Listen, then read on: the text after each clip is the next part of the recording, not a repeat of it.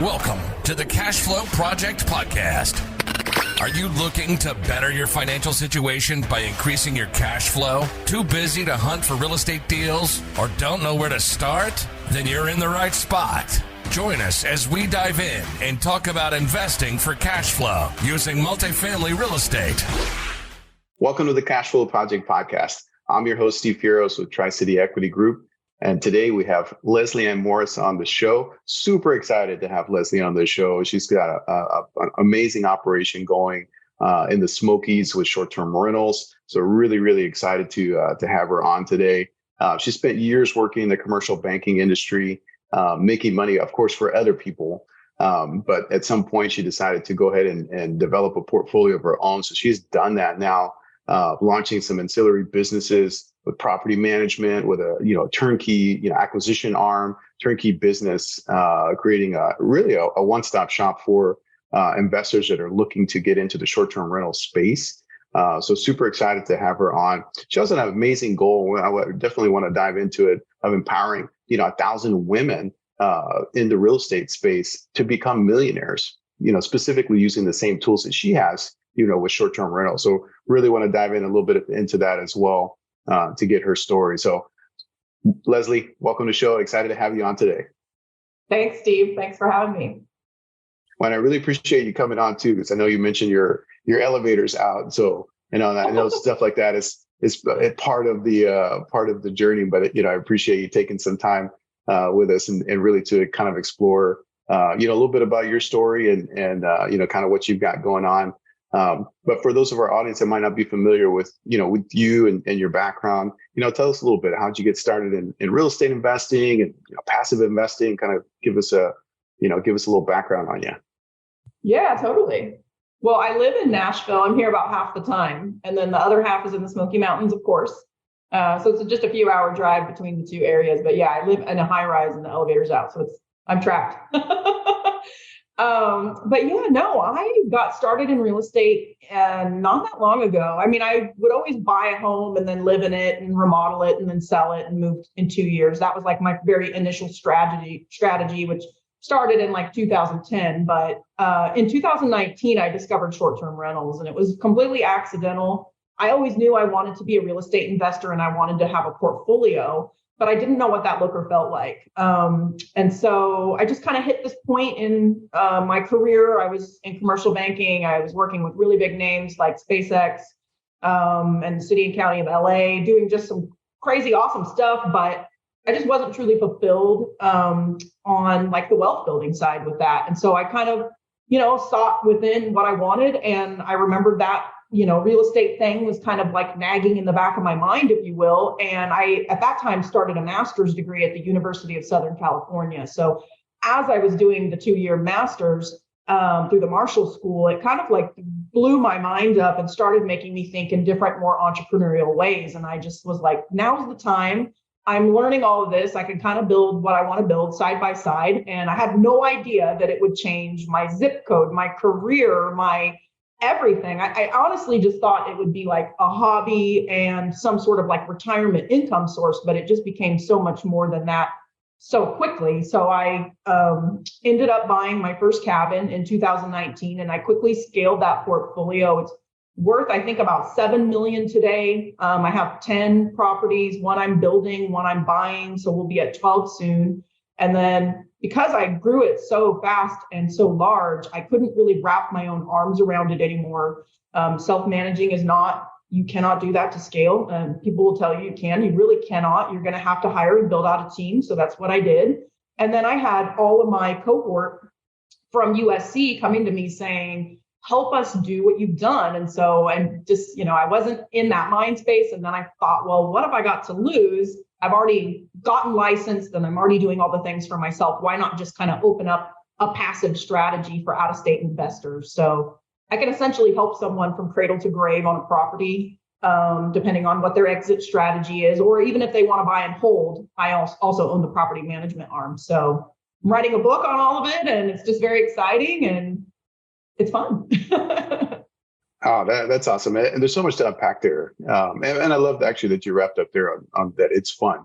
I think for a lot of people that it's it can be a grind, especially if they hear real estate investing or they hear that, oh, you know what, I've got another career, right? I've got to, I work full time as as a doctor, a nurse, or, some other profession, like you and your banking. They feel like, okay, gosh, tenants' toilets, they're just trouble, right? It's kind of one of those things people don't want to deal with, especially when it's like, oh yeah, you can make $100 a door, on long-term rents, and so that once people discover, kind of the numbers that you can achieve doing short-term rental, I mean, it's game changing. I mean, you said yourself, right? You really kind of just started in 2019, and you've been able to scale up like incredibly quickly.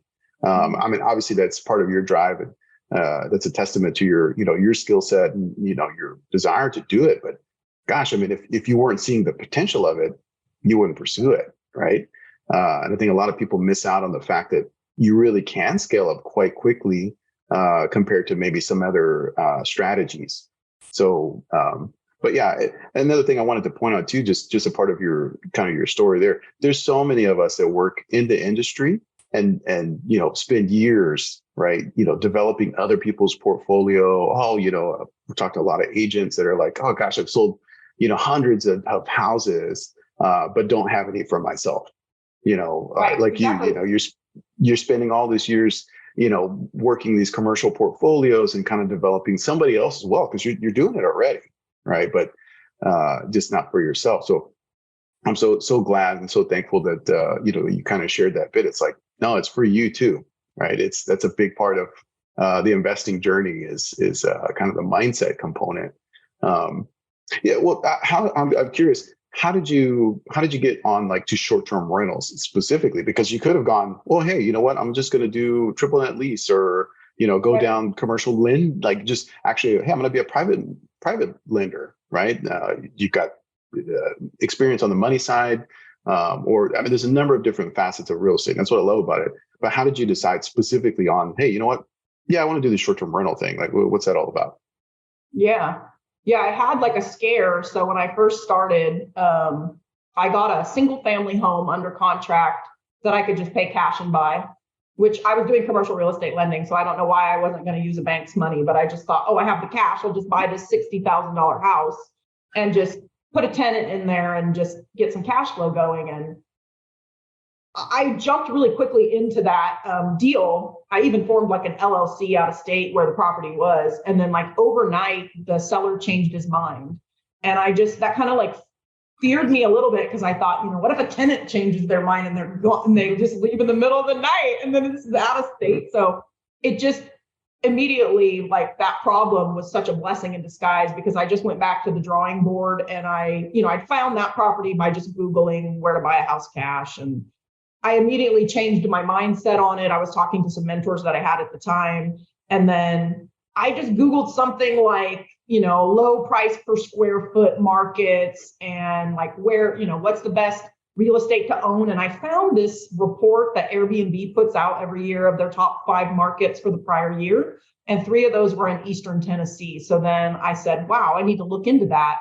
And then when I realized it was cabins, that just lined up beautifully with, like, I've traveled all over the world and I've stayed in cabins in a lot of countries, Iceland, Finland, even Alaska, like a big lodge cabin. And so I love that like cozy, like wintry feel. I mean, we don't really get that much snow in the Smokies, but that vibe really resonated with me. And I thought that would be really fun. And it would kind of combine my hobby, my love of travel, with real estate. And oh, by the way, I'm not going to have an issue with tenants because they're not in there that long. As soon as they annoy me, they're gone, right?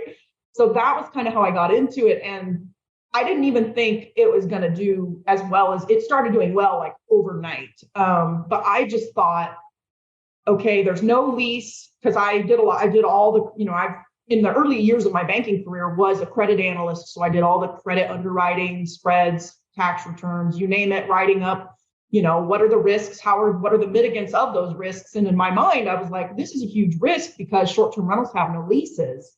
But then it was just starting. 2019 was kind of before it blew up. But then I thought to myself, well, you make good money, you can afford it, you can vacation there. if it could just break even, then that could be a strategy to just have some happiness in your life. So I never thought it was going to turn into this like multi-business passive thing. It was just for fun, like I said. So yeah, the long-term rental thing just scared me. And I have had a few long-term rentals since then, but I've sold those and 1031 into more cabins. So I am all in on mountains right now.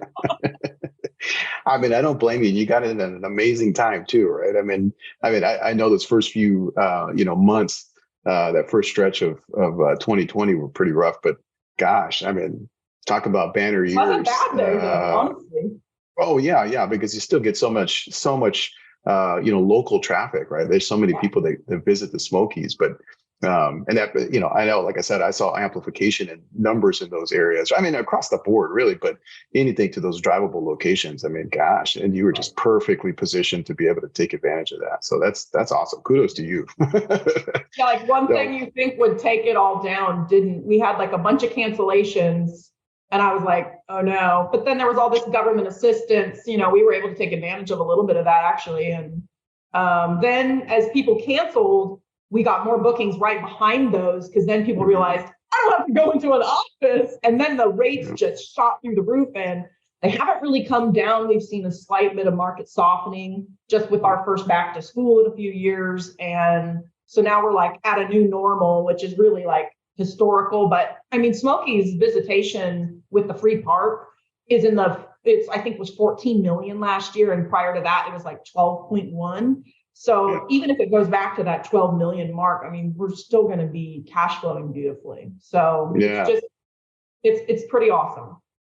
Oh, that's awesome. Yeah, that's awesome. And I mean, that's actually it's a great plug for you, for your business in general, right? Because I know you can help with acquisitions, you can help with management. So, for those of you guys that are listening, even thinking they're sitting on the fence, it's okay. Am I too late? Can I still get started? Right. You hear a lot of that right now. And, we can kind of dive into that a little bit. Like I keep hearing this term thrown around, like Airbnb bust, right? It's like, okay, common. And it's like, it's still working, you guys, like if you bought right and you just didn't, completely throw everything that you had just to get into it, which I know that has been the market the last, 18 months or 2 years now. Well, I guess not the last 6 months, but prior to that. But what do you think? What do you see as kind of the biggest challenges for investors in today's environment? Somebody that's getting started today. What do you see as their biggest obstacles getting into the business now?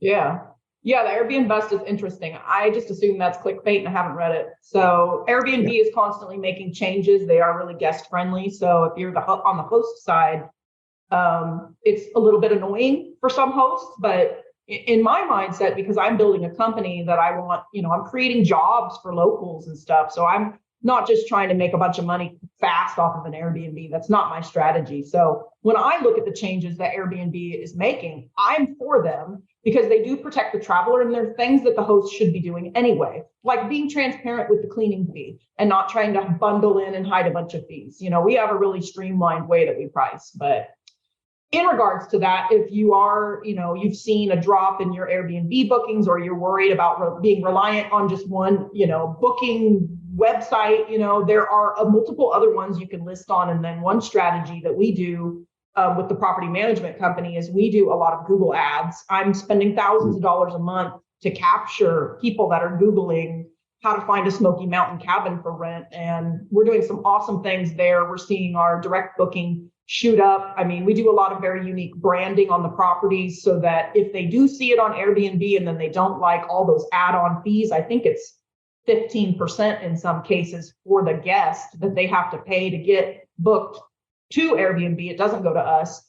So if they see the name of the cabin and the name of the property management company, they're smart enough most times to go ahead and Google it and then find it to direct book. So we're doing a lot of those kind of strategies.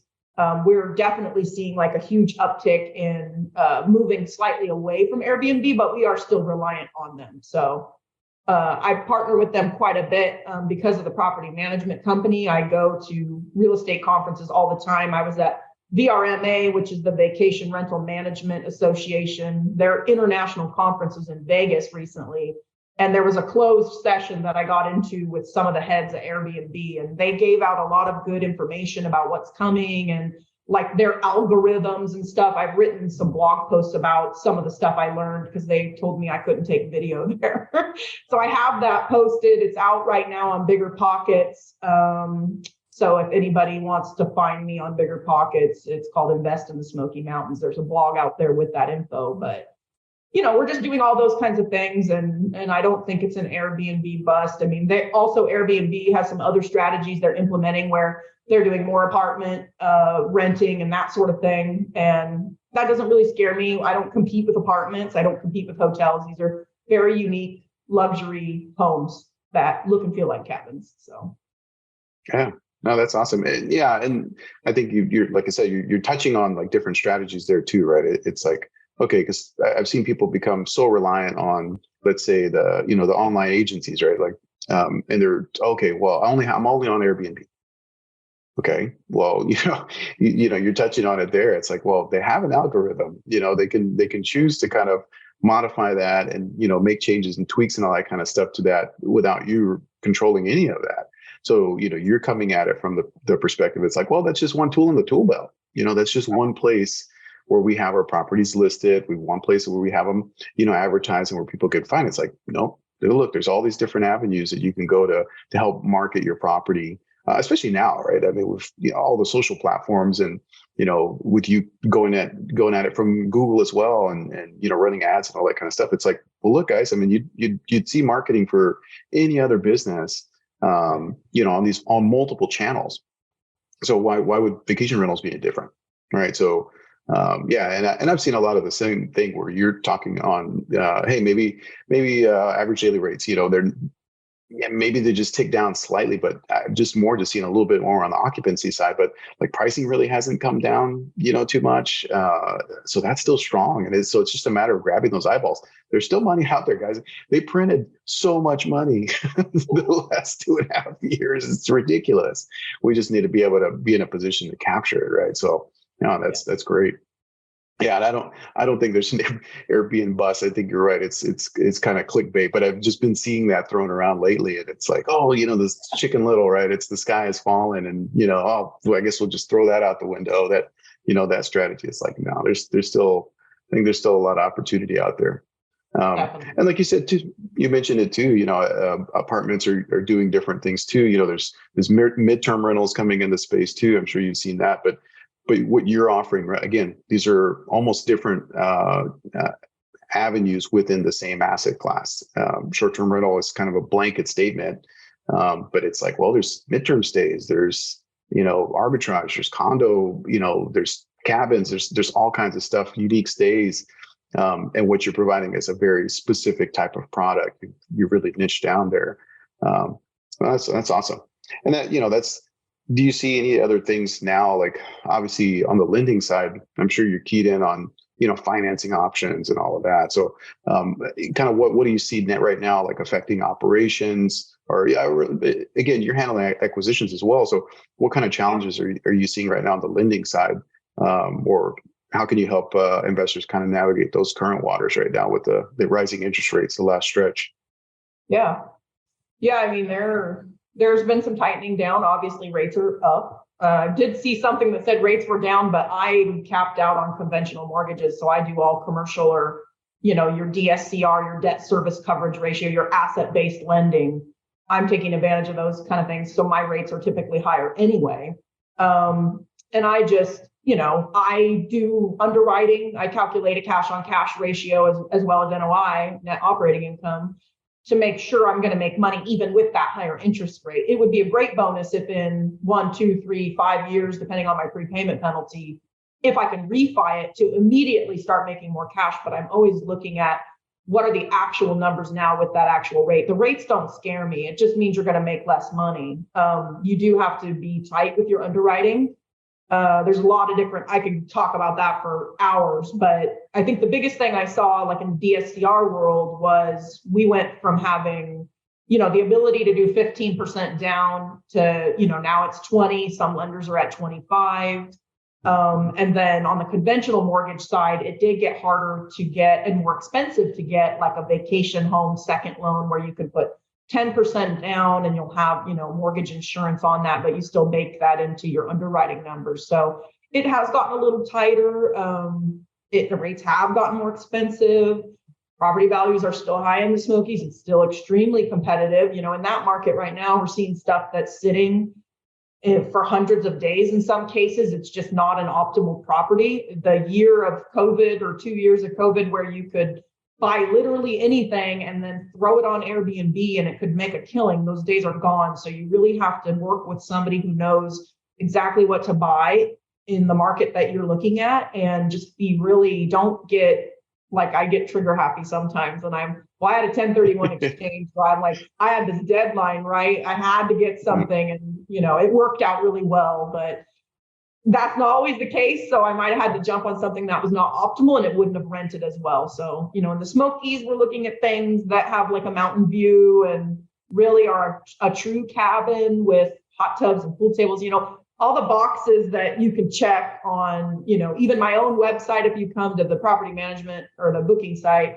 and there's filters you can check to search through properties. So it's like, you want to try to capture the majority of what people are looking for when you buy something. That way you don't need to worry about occupancy. You can just worry about getting that rate up.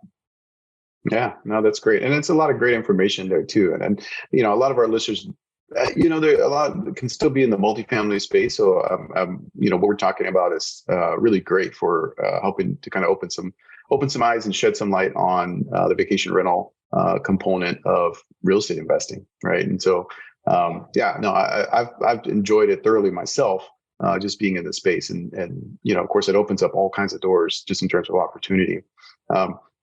Now, with you scaling up so quickly, how important has kind of mindset been to you kind of throughout this whole process? I mean, because you went from 0 to 100 there pretty quick there with that many properties. Most people dream about having just a couple of vacation rentals, but you're talking about number 12, 11 and 12 there, multi-million-dollar portfolio. And of course the property management side and the acquisition side. So you're spinning some plates there. I mean, you're doing this all yourself. Like you're like, this is property management hat for Lesley and acquisitions for Lesley, and okay, switch hats. Yeah. Well, I'm very passive in the portfolio, and I am very passive in the property management. I do have a team. I have I just hired 2 more people. So, I'm even higher. I even have somebody I've promoted to focus on strategy for me. But mindset's so important, to your point. I mean, it ended as you were talking. I was like, yeah, I remember I lost some friendships and some relationships out of it. So I was so focused on real estate. I had somebody ask me like, well, what do you like to do outside of this? And I was like, what the hell do you mean? Golf? No, come on. I mean, I did go golfing a few times in the last few years, and I'm there looking at listings as they're popping up on my phone. I mean, it's just I'm really focused on it. And I do a lot of I have like a presentation that I've gone and presented at specifically brokerages to agents, to your earlier point, ones that don't have the will or the knowledge to go buy their own stuff. And to not, they're not working with investors, which is a missed opportunity. A lot of them aren't versed to do that. So I have a presentation that I put together that's really focused on mindset and finding the right people who can support you. And that just really goes into what you need to do. And I think the biggest thing is micro actions daily. And not only that, but creating a 90-day strategy or a plan of, I want to buy a property in 90 days. So then you think backwards, 89, 88. What are those daily actions that you're going to need to take? Well, you're going to need to get a lender because you have to be pre-approved. You have to have a letter to shop. You need to get a really strong team, an agent that knows the market, and start thinking of those things. Where's your down payment coming from? Are you going to need to, there's just all those little things. So I think I'm really an action taker. And if I say I'm going to do something, I do it. And that it's not only mindset, it's just not letting a dream be a dream. It's turning dreams into goals. I'm really good at conversion. So that's awesome. Really. But Yeah, I'm focused right now a lot on the acquisition side of the company. So I am working directly with buyers. Primarily, they're out of state. I am going to be hiring there soon too. I already have 2 on the team for that company, but I don't have any other agents. I am the agent. And then I focus a lot of time on, my portfolio strategy. I sold a couple properties this year, and then 1031 into new. So the strategy around getting those up, and then my construction. I have that as well. And then I'm also writing the book, and then I'm doing, the podcast and public speaking, trying to create awareness around, everything in regards to this. So I'm very busy, but I'm very passionate about it. I think I found my calling. So it doesn't feel like, recording a podcast on a Saturday with you doesn't feel like work. It feels like it's enjoyable. So that's awesome. And you have a smile on your face too. And then I think that's the main thing, right? It's like, it doesn't feel like, oh gosh, you're dragging, they have to go and do this, right? Well, I guess I got to go underwrite this other deal and, go help these other people to try and get their stuff going. And, it's not a grind, right? Which I know for a lot of people, hey, it's, their work it's that, right? It's like, okay, well, when can I check out? When can I retire? Because I don't want to do this forever. But it looks like it's life-giving for you. Yeah, totally. Especially because you mentioned you found your calling, and that's something else I wanted to touch on too. Is I know you mentioned it's a personal goal. Hey, you want to help a number of women get into the space and become successful as you have in the space. Tell me a little bit about that. Tell our audience a little bit about that goal that you have for empowering other lady investors. Yeah, totally. Well, I've always been really passionate about mentoring and coaching and lifting up others. I've been like that my entire life as a child.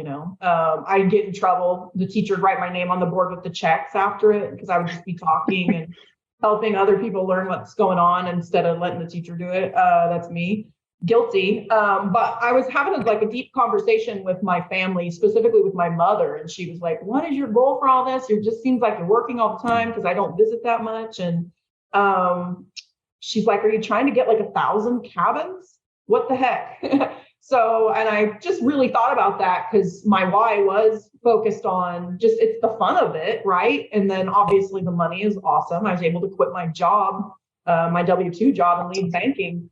That was recent, but within 3 years, I was able to leave that job. And so what is the other, why am I doing this? And so I really thought long and hard about what did it mean to me? And I was at a conference where there was some statistics being thrown around about the percentage of women that are real estate investors. And it was a third of investors, 31%, I think.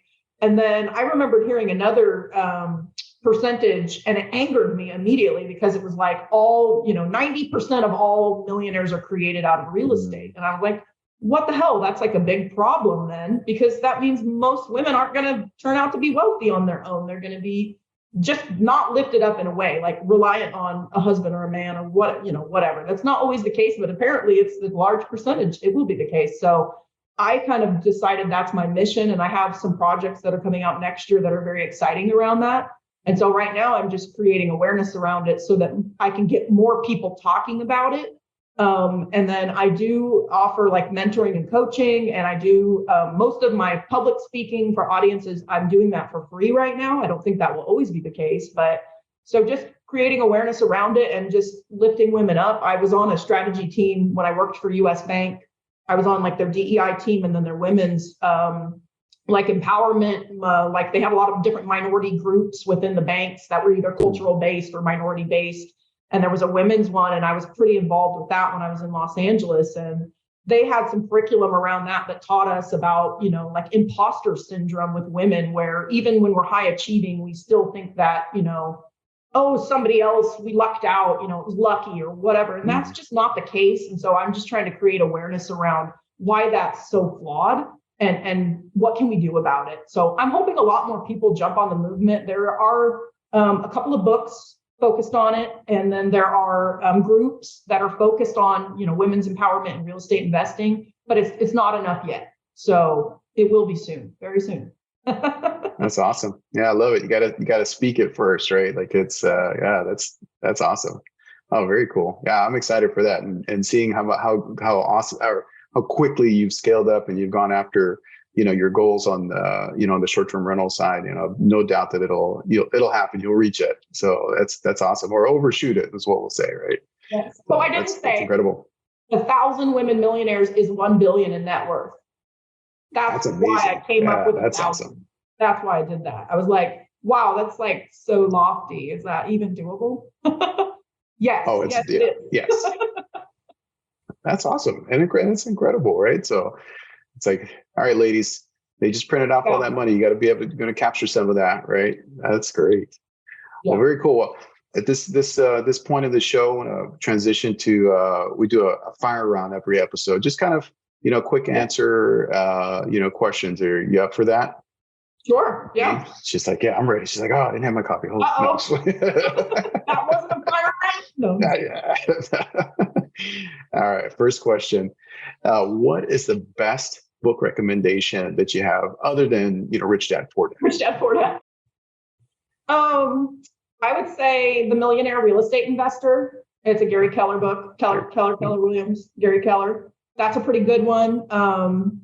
Anything by him, really. I'm reading The One Thing right now for an investor retreat that I'm headed to. So I can't tell you about that one yet, but I would say that guy has the right mindset as far as like scale. Yeah, no doubt. Yeah, that's an awesome books. His stuff is amazing. Yeah. What would you consider your superpower? I'm a doer. I'm an action taker. I think I have like the true clarity on what needs to be done to accomplish a goal. That's probably it. That's the superpower.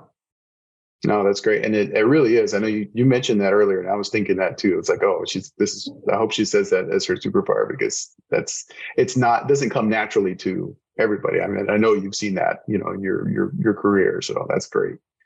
Thank you. Of course. What's the biggest lesson that you've learned over your career so far? And this could be, the lending side, on the, the investing side. What would you say is your biggest lesson, your biggest takeaway so far in your career? Yeah, I think that one would be just, if you have something successful that's going on, just go super hard in your niche. Because I did at one point have Airbnbs in 3 states.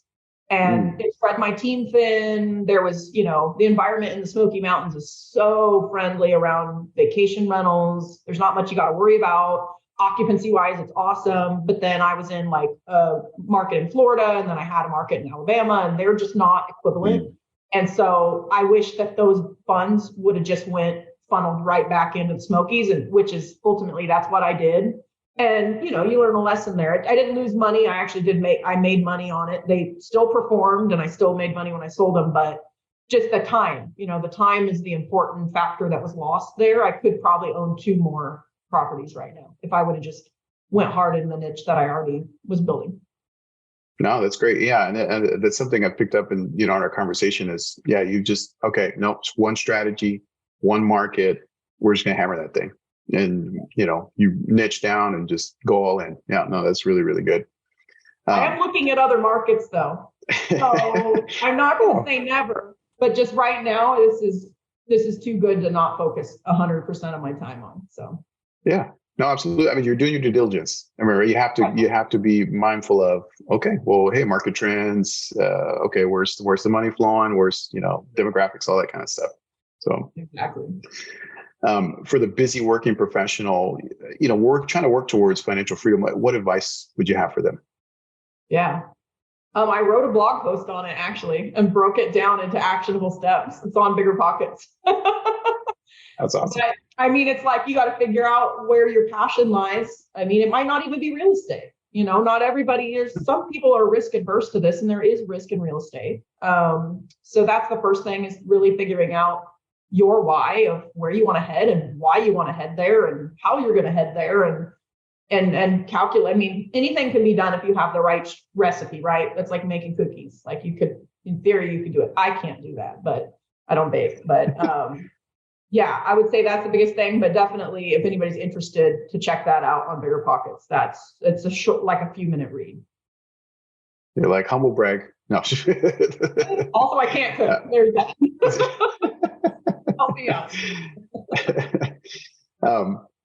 Well, that's awesome. I'm sure we're going to have, a number of our, listeners want to reach out to you and, have questions or, even just give you kudos, for all the success that you've had so far. How can our audience get in touch with you? What's the best, way? Is it just email? Is it through your socials? What's the best avenue? Yeah, I'm really active on Instagram. And it's at Lesley.Ann with an E.Morris. I share case studies. I share underwriting. I share videos of what my clients are getting under contract, what I'm doing. It's real fun. And then I have a link tree on there in the profile that links out to everything I'm involved in, my personal portfolio and, the property management and the property acquisition. And you can literally launch everything from there. Awesome. Well, like I said, I'm sure you're going to have people reach out because, I'm super excited for what you've got going on. I know that there's going to be a lot of our listeners that have questions, or want to get started. And I mean, you sold me on the Smokies now. I definitely know it's a great market. I've lost out on, offers in that market before. So yeah, definitely know. Well, Lesley, it's been amazing having you on the show. We could definitely spend way more time talking to you about, short-term rentals and just the whole space in general. But, I want to be, of course, mindful of your time. So, but I really, really appreciate you coming on with me this morning, especially, as you're a little bit of a captive audience with a busted elevator and you're living in your high rise. So I really appreciate that. But no. No, but thanks so much for coming on with us today. Yeah. Really appreciate you having on. We're gonna have to have you back on in the future. We'll check in and see, what kind of progress you're making in your portfolio and how many female investors that you're up to that you've turned into millionaires on the way to $1 billion. So, okay, that sounds awesome. Well, thanks so much, and we really appreciate you coming on today with us. Thanks for having me, Steve. All right, aloha. Boy, what an amazing episode with Lesley. Gosh, she shared so many gems into exploring the short-term rental space. For those of you that are looking into getting into short-term rentals, boy, what an awesome start. Coming from successful career in commercial banking to be able to quit that job and open up doors for herself and not only others. I mean, just having that personal goal for her to create 1,000 female millionaires, amazing personal goal, but she's, through her management arm or acquisition arm, being able to provide turnkey services for short-term rentals to investors to become, passive in the vacation rental space. Really great. So yeah, great episode with Lesley. If you guys are interested in connecting with us, go visit us at TriCityEquity.com. If you're local in Hawaii, even if you're not local, if you just want to connect with other like-minded investors and individuals, you're curious about the space. Hey, what's this investing thing all about? Go join our Facebook group, Honolulu Multifamily and More. We're also going to be putting on our second annual conference coming up late June, early July, over on the Big Island, the beautiful Big Island of Hawaii, over in Waimea. Nowhere near the volcano. But make sure that you're making plans to be there. It's a Hawaii Millionaire Mindset Conference 2.0. Excited to have you guys out there. So if you found some value in our show today, make sure that you're inviting a friend. Make sure you're sharing the episode. We'd love to your review also on iTunes or Stitcher or wherever you listening to us. But we look forward to having you on or hearing you having you tune in to the next show. All right, guys, signing off for today. We'll see you next time. Aloha.